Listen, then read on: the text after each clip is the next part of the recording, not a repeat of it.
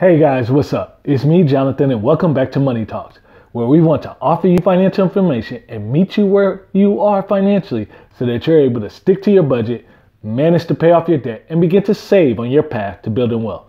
Today, I want to update you on some of the things that is going on with your stimulus check updates.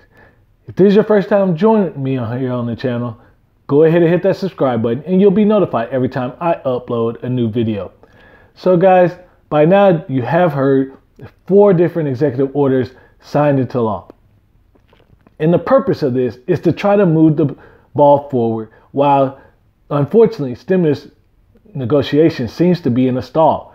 Democrats and Republicans can't seem to get on any sort of the same page, and they don't seem, neither side, honestly, wants to relent their position.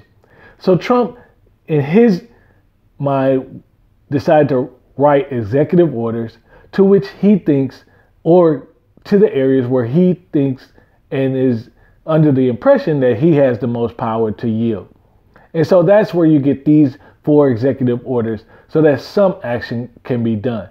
And of course, if you know Trump and you've watched him thus far, you know he's probably going to send this as a reminder that even though all these different arguments are happening, he's the one still doing it. But that's a conversation for another day. So these executive orders that he signed was, number 1, the payroll tax. Now, you know that was one of his point of contentions in the stimulus that was quickly thrown out by the Republicans and the Democrats that it just wasn't going to make it. But in the payroll tax, the idea is that it would pause and defer the payroll tax that is deducted from people who make under $100,000 a year.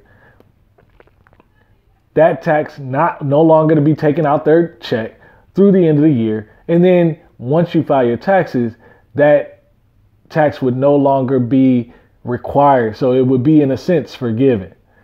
Second executive order was to continue to pause the federal student loan all the way through to the end of the year. So interest and payment. The next thing he looked at was the unemployment. So he didn't write an executive order for the 600, but he did try to extend, using his executive order, the $400 for the unemployment and backdate it to the beginning of August. And then the last piece. So we have student loans, we have payroll tax, we have unemployment, but then the last executive order doesn't really have any direct impact. So I'm honestly not going to mention.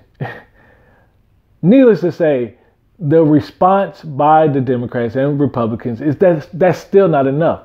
And while these executive orders are written, as far as the action, the hope is that the stimulus negotiations or renegotiations, or the lack of negotiation for that matter, will be resolved in this time. Needless to say, these are the things that are happening. But I don't want you to be discouraged, because yes, this isn't as good a piece of information as I've been happy to bring to you prior. But I will want to say, what are things that, again, we can do now? Well, one thing that I've taken upon myself on this channel is, going forward, you will start to see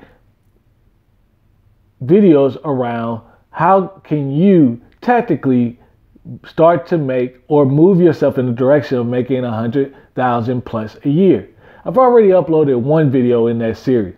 But the goal is that while I teach you about budgeting, while I teach you about investing, I also get a lot of comments around the idea that people just don't know what type of opportunities are out there. And the fact is, that's a good question. I obviously know a lot more because this is where I live and breathe. I live and breathe the financial space. So one of the things that I want to help you with is, I might not be able to solve your income problem, and I might not be able to solve even your career problem. But what I can do is start to show you different options that are out there. And 1 or 2 things I think will happen. 1, your mind might get a little bit creative about what you can do to start really increasing your income. Or you might find something that really connects with you, and it may give you the information you need to start you on that path.